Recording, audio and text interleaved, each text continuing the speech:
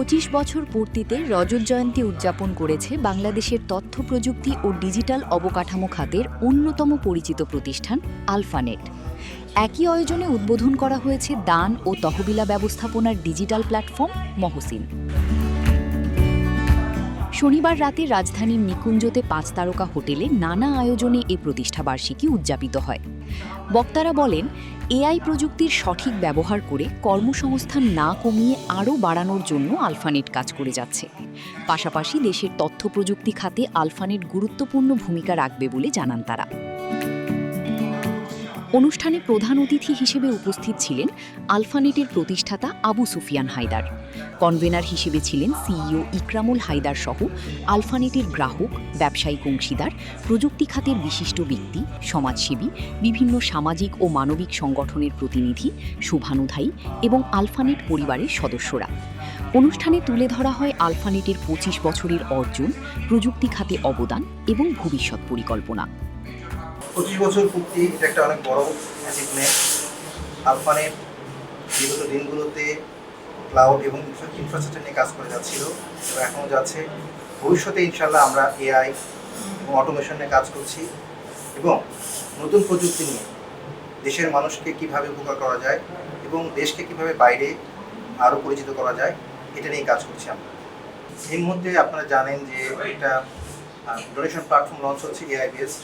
এটা সম্পূর্ণ ফ্রি এবং এছাড়াও অনেকগুলো AI cloud based service launch হচ্ছে, যেগুলো আস্তে আস্তে আলফানেটের ওয়েবসাইটগুলোতে আপনারা প্রকাশ পাবেন এবং সবাই উপকার পাবে। অনেকগুলো ফ্রি এবং কিছু কিছু পেইড থাকবে, কিন্তু এই পেইডটাও খুব কম টাকার এবং সবাই উপকার পাবে, উপকৃত হবে, দেশের মানুষ এবং দেশের বাইরের মানুষরা।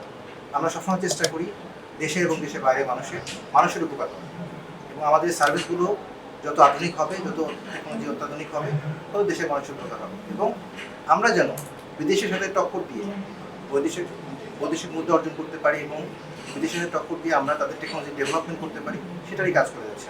25 বছর তো আসলে সোজা ব্যাপার না, এটা অনেক কঠিন একটা পথ এবং কিছু কিছু সময় আমরা ভেঙে পড়ে আবার উঠে দাঁড়াই।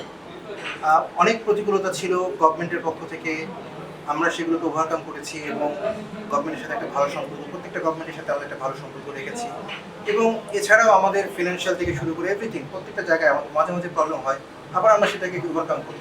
আলফানেটের 25তম প্রতিষ্ঠা বার্ষিকী আজকে আমরা এখানে আমাদের দীর্ঘ পথ চলা, আমাদের সাথে যারা সহযোগিতা ছিলেন, আমাদের কাস্টমার যারা আছেন সরকারি এবং বেসরকারি বিভিন্ন দেশে বাংলাদেশে আমাদের সাথে যারা সহযোগিতা করেন, সবাইকে আন্তরিকভাবে কৃতজ্ঞতা এবং শুভেচ্ছা জানাতে চাই এবং আরও ভালোভাবে বাংলাদেশে এই টেকনোলজি, ক্লাউড এবং এআই রিলেটেড সার্ভিসগুলো আমরা যেন দিতে পারি সে আশা রাখি। আমাদের ভবিষ্যৎ পরিকল্পনা পুরোপুরি এআইয়ের সাথে সম্পৃক্ত। বাংলাদেশে এআইকে কীভাবে সঠিকভাবে ব্যবহার করা যায় এবং এআইয়ের মাধ্যমে কর্মসংস্থান না কমিয়ে কীভাবে আরও কর্মদক্ষতা বাড়ানো যায়, কর্মক্ষমতা বাড়ানো যায় এবং আমাদের প্রোডাক্ট এবং সার্ভিসের কোয়ালিটি আরও বাড়ানো যায়, সেটা আমাদের লক্ষ্য।